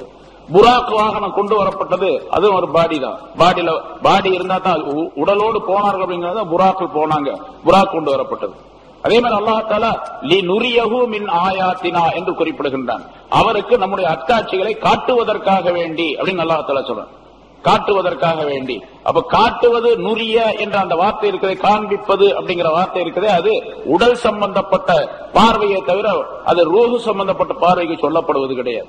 இப்படியெல்லாம் பல்வேறு விதமான ஆதாரங்கள் இந்த ஆயத்திலேயே இருக்கின்றது. ரசூலுல்லாஹி ஸல்லல்லாஹு அலைஹி வஸல்லம் அவர்கள் உடலோடு தான் போனார்கள் அப்படின்னு சொல்லிட்டு ஒருத்தர் சில பேர் சொல்லுவாங்க, கொஞ்சம் படிச்சவங்க சில பேர் சில கருத்துக்களை பத்தின. நீங்க கூட ஒருத்தர் ஒரு கூட்டத்தில் ஒரு 2 மாசத்துக்கு முன்னால ஒரு கூட்டத்துக்கு அப்ப சொல்றாரு, ரசூலுல்லாஹி ஸல்லல்லாஹு அலைஹி வஸல்லம் அவர்கள் இப்படி இதோட போனாங்க அப்படிங்கறத நம்ம நம்ப முடியாது அப்படிங்கிறாரு. உடலோடு போனாங்கிறதெல்லாம் சரியில்லை அப்படின்னு சொன்னார். அப்ப நான் பதில் சொன்னது, ரசூலுல்லாஹி ஸல்லல்லாஹு அலைஹி வஸல்லம் உடலோடு போனாங்க, உடலோடு தான் உயிரோடு தான் போனாங்க, உயிர் உடல் சேர்ந்து தான் போனாங்க. அவர் சொல்றாரு, ஆயிஷா ரலியல்லாஹு தஆலா அன்ஹா அவர்கள் ஒரு ஹதீஸை சொல்றாங்க, ரசூலுல்லாஹி ஸல்லல்லாஹு அலைஹி வஸல்லம் அவர்களுடைய அவர்களை நான் ஒரு இரவிலும் கூட இல்லாமல் இருந்ததே கிடையாது. ரசூலுல்லாஹி ஸல்லல்லாஹு அலைஹி வஸல்லம் எல்லா இரவுகளிலும் என்னுடன் இருந்திருக்கின்றார்கள் அப்படின்னு சொல்றாங்க இந்த ஹதீஸுக்கு. அதே மாதிரி ரசூலுல்லாஹி ஸல்லல்லாஹு சில மனிதர்கள் கேட்டார்கள் ஆயிஷா நாயகி இடத்துல, ரசூலுல்லாஹி ஸல்லல்லாஹு அலைஹி வஸல்லம் அவர்கள் அல்லாஹ்வை பார்த்திருக்கின்றார்களா அப்படின்னு கேட்டாங்க. அப்ப ஆயிஷா ரலியல்லாஹு தஆலா அவர்கள் சொல்லுகின்றார்கள், அல்லாஹ் தஆலா நூர், ஒளியானவன், ஒளிமயமானவன். அல்லாஹ் தஆலா ஒளிமயமானவனை எப்படி பார்க்க முடியும், எப்படி அவர்கள் பார்க்க முடியும் என்று ஆச்சரியப்பட்டு சொன்னார்கள். பார்க்கல அப்படிங்கிற ஆயிஷா ரலியல்லாஹு தஆலா அவர்களுடைய ஒரு அறிவிப்பு. ஆனால் அந்த அறிவிப்பு சரியில்லை என்பது உலமாக்களுடைய முஹத்திஸின்களுடைய முடிவு. காரணம் என்ன கேட்டா, ரசூலுல்லாஹி ஸல்லல்லாஹு அலைஹி வஸல்லம் மிஅராஜுக்கு போகும்போது ஆயிஷாவை கல்யாணமே பண்ணல, அதுக்கு அடுத்த வருஷம் தான் கல்யாணமே பண்ணாங்க. கல்யாணம் பண்ண பின்னால மதீனாவுக்கு போன பின்னால 1.5 வருஷம் 2 வருஷம் கழிச்சு தான் ஆயிஷாவை கூட்டு போய் அப்புறம் தான் வீடு கூட்டினாங்க. அது வரைக்கும் ஆயிஷா ரசூலுல்லாஹி ஸல்லல்லாஹு அலைஹி வஸல்லம் அவர்களோட தொடர்பே கிடையாது. அவங்க எப்படி ரசூலுல்லாஹி ஸல்லல்லாஹு அலைஹி வஸல்லம் அவர்கள் நாங்க ஒரு இரவுலையும் கூட விடல, இல்லாமல் இல்ல என்னோட இருந்தாங்க அப்படின்னு சொல்ல முடியும்? சரி, அவங்க சொல்லக்கூடிய கருத்து என்ன கேட்டா, லா துதுரிக்குல் அப்சார் வஹுவ யுதுரிக்குல் அப்சார் என்று அல்லாஹ் தஆலா குர்ஆன்ல ஒரு ஆயத்தை சொல்லுகிறான். அல்லாஹுதான் எல்லா பார்வைகளையும் பெற்றுக்கொள்வான், அடைந்து கொள்வான், அவனை எந்த பார்வையும் அடையாது என்று அல்லாஹ் சொல்றான். எந்த பார்வையும் அவனை பார்க்க முடியாது, அவன் எல்லா பார்வைகளையும் பார்ப்பான் என்று அல்லாஹ் தஆலா சொல்லுகின்றான். அந்த ஆயத்து உலக சம்பந்தப்பட்டது, ஆகிரத்துக்குரியது அல்லது, அது துனியா சம்பந்தப்பட்டது. ரசூலுல்லாஹி ஸல்லல்லாஹு அலைஹி வஸல்லம் அல்லாஹ்வை பார்த்து துனியாவுல அல்ல, ஆகிரத்துல. அப்படி பார்க்கக்கூடிய நேரத்தில் எப்படி பார்த்தாங்க, எப்படி அவர்களுடைய கண்களை ஆக்க வேண்டுமோ அப்படி ஆக்கி அல்லாஹ் தஆலா காட்டினான். இந்த கண்களால் பார்க்க முடியாது, அதனால மௌத்தான பின்னால்தான் பார்க்க முடியும். அது மூமினானவர்கள் மட்டும்தான் பார்க்க முடியும். அல்லாஹ் பைன்னஹும் மஹஜூபூன், காபிர்கள் எல்லாம் திரையிடப்பட்டு விடுவார்கள் என்று அல்லாஹ் தஆலா குர்ஆன்ல சொல்லுகின்றான். அல்லாஹ் பார்க்கலாம், மூமின்கள் மட்டும்தான் பார்க்க முடியும், மூமின்களுக்குரிய கண்களால் மட்டும்தான் பார்க்க முடியும். காபிர்கள் பார்க்க முடியாது, அந்த கண்களால் பார்க்க முடியாது. அங்க வேற கண்ணு ஆகிரத்துல கண்கள் இருக்கும், அந்த கண்களும் கூட 2 வகை, காபிரான கண்கள், மூமினான கண்கள். உலகத்தை கவனிச்சு மூமினான கண்கள் மட்டும்தான் காண முடியுமே தவிர காபிரான கண்கள்ல பார்க்க முடியாது. சரி, அந்த ஆயத்தை வைத்துக் கொண்டு ஆயிஷா ரலியல்லாஹு தஆலா அன்ஹா அவர்கள் சொல்லியதாக அறிவிக்கின்றார்களே, அந்த அறிவிப்புகள் எல்லாம் சரியில்லை என்பதுதான். சரி, இப்ப கடைசியாக இந்த மேராஜின் மூலமாக தொழுகை நாம் பேணக்கூடியவர்களாக இருக்க வேண்டும் என்பதையும் கவனத்தில் கொள்ள வேண்டும். ஏன்னா தொழுகை மேராஜில கொடுக்கப்பட்டது, அது ரொம்ப அற்புதமான வணக்கம் என்பது மட்டுமல்லாமல் தொழுகையின் மூலமாகத்தான் ஒரு மனிதன் எல்லா காரியங்களிலும் வெற்றி பெற முடியும். உலகத்திலே எல்லா காரியங்களும் நான் பல தடவை சொல்லப்பட்டிருக்குது, எந்தெந்த நிகழ்ச்சிகள், எந்தெந்த வேலைகள், எந்தெந்த விஷயங்கள் உங்களுக்கு வேண்டுமோ அவை அனைத்தையும் தொழுகையின் மூலமாக பெற்றுக்கொள்ள முடியும். உடல் சம்பந்தப்பட்டதாக இருந்தாலும் சரி, பொருளாதாரம் சம்பந்தப்பட்டதாக இருந்தாலும் சரி, அல்லது வேறு எந்த நிகழ்ச்சிகளாக இருந்தாலும் சரி, இப்ப சமுதாயத்தில் ஏற்பட்டிருக்கக்கூடிய பல பிரச்சனைகள் இருக்கின்றன. எந்த பிரச்சனையா இருந்தாலும் சரி, சின்னதா இருந்தாலும் சரி, பெருசா இருந்தாலும் சரி. ஒருத்தர் கல்யாணம் ஆகணும்னு நினைக்கிறாரு, காசு இல்ல. தொழுகையின் மூலமாகவே அவர் நினைக்கக்கூடிய அந்த கல்யாண காரியங்களை அடைந்து கொள்ள முடியும். அந்த கல்யாணம் எப்படி நடக்கணும்னு விரும்புறாரோ அப்படியே அல்லாஹ் தஆலா ஆக்கி கொடுத்துருவான் தொழுகையின் மூலமா. நாம் செய்யக்கூடிய அந்த தொழுகை மிகச் சரியாக இருக்க வேண்டும், ஜாக்கிரதையா இருக்க வேண்டும்.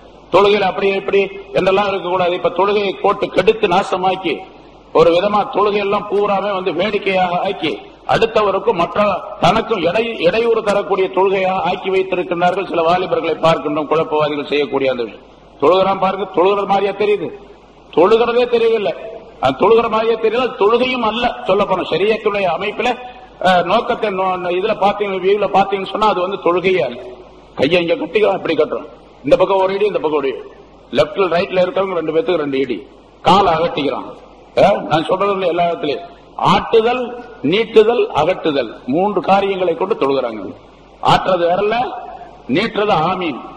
ஒரு ஊருக்கு போயிருந்தேன் இப்ப சமீபத்தில், என்ன சத்தம் போடுறாங்க ஆமீன். நீங்க சொன்னா டவுட் வரைக்கும் சத்தம் அவ்வளவு பெரிய ஆமீன். ஆமீன் சொல்லி முடிக்கணும் 4-5 ஆயத்து ஓதிடலாம், சூரத்தில் பாத்தியா ஓதி முடிச்சிடலாம். அவ்வளவு நேரம் நின்றான் ஆமீன். என்னன்னு போடுறாங்கன்னு தெரியல, பயங்கரமா இருக்குது அது அந்த ஆமீன். அதே மாதிரி அகற்றுறது, காலை அகட்டிக்கிறது. காலை அகட்டி 2 பேர் நிக்கக்கூடிய இடத்துல இங்க ஒரு ஆள் நிக்கிறாரு, சப்புல எப்ப பார்த்தாலும் முன்னால நின்றுக்கிறாரு. காலை அகட்டிக்கிட்டு கையை இங்க கட்டிக்கிட்டு, கழுத்துல கட்டுறது, தொப்புளுக்கு மேல தொப்புளுக்கு கீழே. இந்த கழுத்துல கட்டுறது அப்படின்னு சொன்னா அல்லாஹ் தஆலா வஜாலனா அகலான் ஃபி ஆனாகிஹிம் என்ற ஆயத்தில் அல்லாஹ் தஆலா சொல்லுகிறான், நரகவாசிகள் கையை அப்படி கட்டி இருப்பாங்களாம், கழுத்துல சங்கிலி போட்டு கட்டப்பட்டிருக்க உங்களுக்கு நரகவாசிகளுக்கு. சூரத் யாசின் அல்லாஹ் தஆலா சொல்லி காட்டுங்க. அது மாதிரி அவங்க கட்டுறது நரகவாசிகளுடைய தக்பீர் கட்டுறாங்க.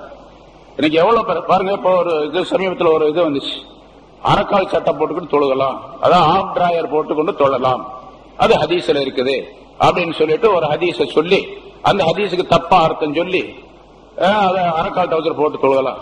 இன்னொருத்தர் சொன்னார் இல்ல அது அம்மனமாவே தொழுகலாம், நிர்வாணமாவே தொழுகலாம்னு சொல்லியிருக்காரு. ரொம்ப வசதியா போச்சுப்பா, ஒண்ணு கடையை ஜவுளி கடையே தேவையில்லை, அப்போ எல்லா கடையும் எடுத்துட வேண்டியதுதான். அரைக்கால் டவுசர் போட்டு தொழுகலாம் அப்படின்னு சொல்லிட்டு ஒரு ஹதீஸை கொடுக்குறான் பாருங்க. அது எவ்வளவு தப்பான ஹதீஸ் அப்படிங்கறதுக்காக அந்த விளக்கம் சொல்றதுக்காக உங்களுக்கு நான் சொல்லி காட்டுறேன். அது அரபியை போட்டு தான் எழுதியிருக்கிறான், அர்த்தம்லாம் சரியாத்தான் எழுதியிருக்கிறான். கடைசியில தன்னுடைய கருத்தை அந்த ஹதீஸுக்கு கொடுத்து தப்பா சொல்லியிருக்கிறான் அந்த இடத்துல. وعن ابي هريره قال قام رجل الى النبي صلى الله عليه وسلم فساله عن الصلاه في الثوب الواحد. ஒரு மனிதர் ரசூலுல்லாஹி ஸல்லல்லாஹு அலைஹி வஸல்லம் அவர்களிடத்துல ஒரு துணியில தொழலாமான்னு கேட்டார். ஒரு துணி உடுத்திக்கிட்டு தொழலாமா, தொப்புல இருந்து முழங்கால் வரைக்கும் மறைச்சிருக்குங்க, ஒரு துண்டு ஒரு வேட்டி கட்டி இருக்காரு, தொழலாமா? ஸல்லல்லாஹு அலைஹி வஸல்லம் சொன்னாங்க, அவகுல்லுக்கும் யஜிது ஸௌபைனி, உங்களில் ஒவ்வொருவரும் 2 துணிகளை பெற்றுக் கொள்கிறீர்களா அப்படின்னு கேட்டாங்க. அந்த காலத்துடைய சஹாபாக்களுடைய நிலை 2 துணி பெரும்பாலானவர்கள் இருக்காது, ஒரு துணி தான் இருக்கும். அந்த ஒரு துணியை வேட்டி மாதிரி கட்டிக்கிட்டு அந்த ஒரு துணி எப்படி கட்டணும்னு ரசூலுல்லாஹி ஸல்லல்லாஹு அலைஹி வஸல்லம் சொல்லி அவங்களே கட்டியிருக்காங்க. சில நேரங்கள்ல வேட்டி மாதிரி இருக்கக்கூடியத 2 நுனி இருக்குது பாருங்க, அது 2 எடுத்து பின்னால் கழுத்துல இந்த பக்கத்துல முடிச்சு போட்டுக்கிட்டா நெஞ்சு மறைச்சிக்கும், முழங்காலும் மறைச்சிக்கும், இது மறைச்சிக்கும். அப்படித்தான் ஒரே ஒரு துணியில தொழுது இருக்கிறாங்க. உங்கள ஒவ்வொருவரும் 2 துணியை பெற்றுக் கொள்ளுகிறீர்களா? இல்ல. அதனால 2 துணி, ஒரு துணி இருந்தா தொழலாம், அதனால ஒரு துணியில தான் தொழுதுன்னு அர்த்தம் இல்ல. ஒரு துணி உள்ளவர்கள் ஒரு துணியில தொழலாம், 2 துணி கிடைக்கல அவங்களுக்கு, அதனால ஒரு துணியில தொழலாம் அப்படின்னு. சும்மா சால ரஜுலுன் உமர, பிறகு ஒரு மனிதர் உமர் ரலியல்லாஹு தஆலா கேட்டாரு. கால அவங்க சொன்னாங்க, அதாவது ஒரு துணியில தொழுகலாமான்னு கேட்டாங்க. கூடும், அதாவது ஒரு துணி இருந்தா ஒரு துணியில தொழுதுங்க அப்படின்னு சொல்லிட்டு சொல்றாங்க. இதா வஸ்ஸா அல்லாஹு ஃபௌசிஉ, அல்லாஹ் தஆலா ஒரு வசதியான நிலையை ஏற்படுத்தினால் நீங்கள் விரிவாக செய்து கொள்ளுங்கள்.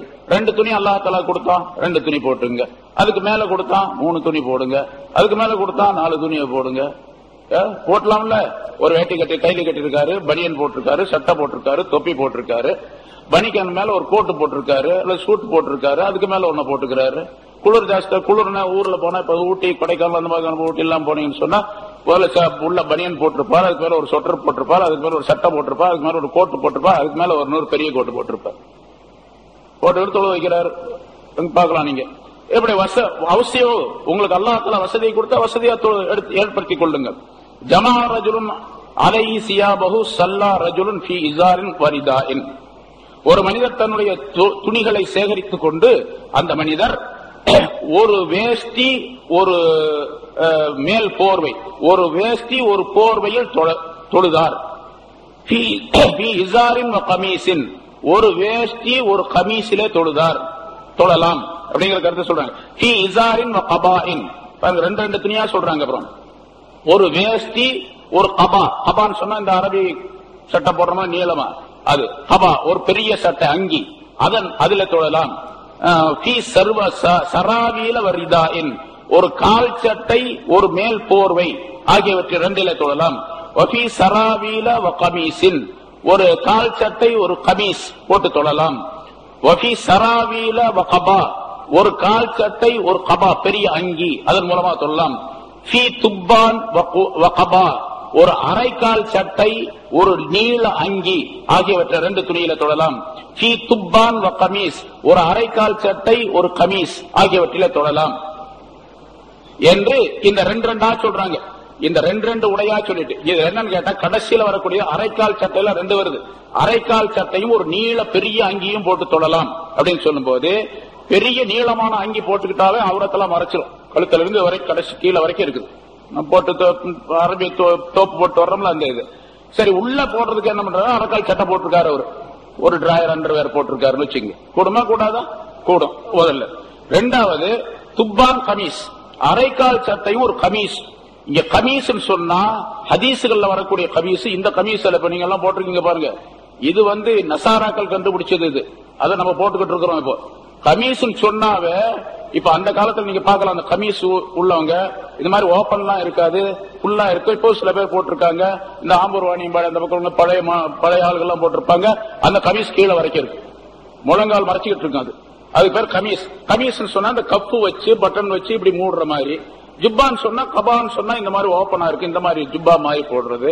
அந்த கமீஸுக்கு தான் சொல்றதே தவிர இங்க நம்ம போடுற இந்த கமீஸுக்கு இவர் போட்டிருக்கிறது கமீஸ் அடையாளம் வச்சுக்கிட்டு இதுதான் கமீஸ் நினைச்சுக்கிட்டு அவர் அரைக்கால் டவுசர் கமீஸும் போட்டு தொழுதாங்க அப்படின்னு சொல்றாரு. சரி, அப்படி வச்சுக்கிட்டாலும் கூட இங்க ஒரு கமீஸும் ஒரு அரைக்கால் சட்டை ரெண்டு வருது. இவர் என்ன சொல்றாருன்னா, கடைசியில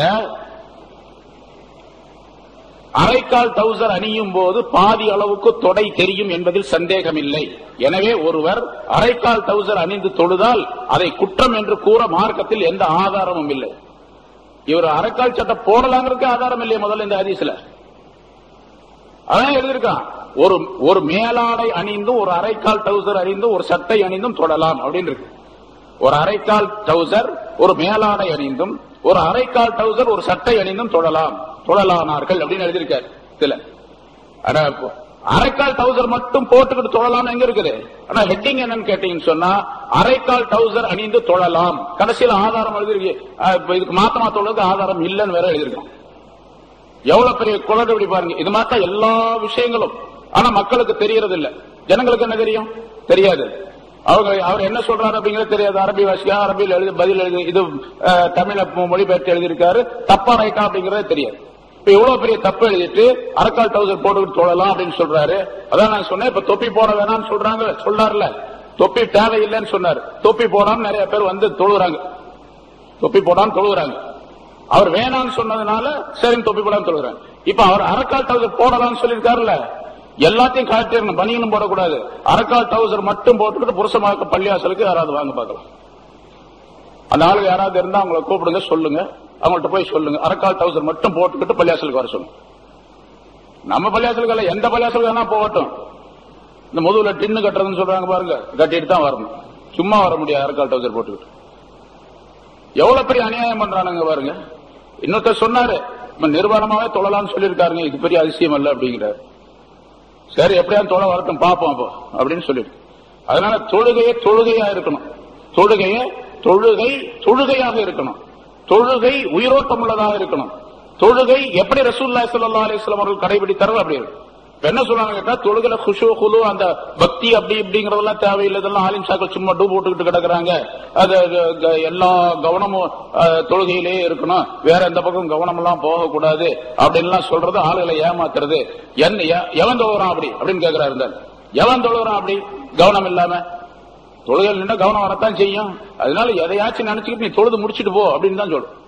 பக்தி பயபக்தி அது இது ஏன்னா கத் அஃப்லஹல் முஃமினூன் அல்லதீன ஹும் ஃபீ ஸலாத்திஹிம் காஷிஊன், தங்களுடைய தொழுகையிலே பக்தியாக இருக்கக்கூடியவர்கள் தான் வெற்றி பெற்றார்கள் என்று அல்லாஹ் தஆலா சொல்றான். அல்லாஹ் சொல்றான் பக்தி வேணும் அப்படின்னு சொல்லிட்டு, இவன் சொல்றான் பக்தி எல்லாம் தேவையில்லை அப்படின்ற.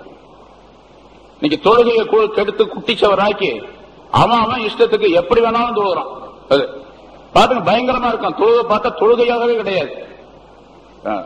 அப்படிப்பட்ட நிலையில தொழுகை போய்கொண்டிருக்கின்ற காரணத்தால் தொழுகையின் மூலமாக எல்லாவற்றையும் பெற்றுக்கொள்ள முடியும் என்று சொன்னால் தொழுகையாக இருக்க வேண்டும். தொழுகை உயிரோட்டம் உள்ளதாக இருக்க வேண்டும். தொழுகை ரசூலுல்லாஹி ஸல்லல்லாஹு அலைஹி வஸல்லம் அவர்களும் சஹாபாக்களும் எப்படி சொன்னார்களோ, எப்படி காட்டினார்கள், தொழுது காட்டினார்களோ அந்த முறையில் இருக்க வேண்டும். அந்த பக்தியோடு தொழக்கூடிய தொழுகைதான் எல்லா காரியங்களையும் நிறைவேற்றி தரக்கூடியதாக நமக்கு அமையும் என்பதை நாம் கவனத்தில் கொண்டு, மேராஜுடைய இந்த நிகழ்ச்சியின் மூலமாக ரசூலுல்லாஹி ஸல்லல்லாஹு அலைஹி வஸல்லம் அவர்கள் எப்படி செய்தார்களோ அதை நிறைவேற்றக்கூடியவர்களாக இருக்க வேண்டும். அஸ்ஸலாத்து மிஅராஜுல் முஃமினீன், மூமின்களுடைய மேராஜ் தொழுகை என்று ரசூலுல்லாஹி ஸல்லல்லாஹு அலைஹி வஸல்லம் சொன்ன அந்த விஷயத்தை கடைபிடிக்கக்கூடியவர்களாக இருக்க வேண்டும். அத்தகைய நல்ல பண்புகளை நம் அனைவருக்கும் அல்லாஹ் தஆலா தந்திருள்வானாக. பிஸ்மில்லாஹிர் ரஹ்மானிர் ரஹீம். அல்ஹம்துலில்லாஹி ரப்பில் ஆலமீன். அல்லாஹும்ம ஸல்லி அலா சய்யிதினா முஹம்மதின் வ அலா ஆலி சய்யிதினா முஹம்மதின் முபாரிக் வஸல்லிம் அலைஹி. اللهم يسر لنا أمورنا أمور الدنيا والآخرة إنك على كل شيء قدير. اللهم حسن مقاصدنا مقاصد الدنيا والآخرة إنك على كل شيء قدير. اللهم إنا نسألك من خير ما سألك منه نبيك وحبيبك سيدنا محمد صلى الله عليه وسلم، ونعوذ بك من شر ما استعاذك منه نبيك وحبيبك سيدنا محمد صلى الله عليه وسلم، وأنت المستعان وعليك البلاغ ولا حول ولا قوة إلا بالله العلي العظيم. ربنا آتنا في الدنيا حسنة وفي الآخرة حسنة وقنا عذاب النار.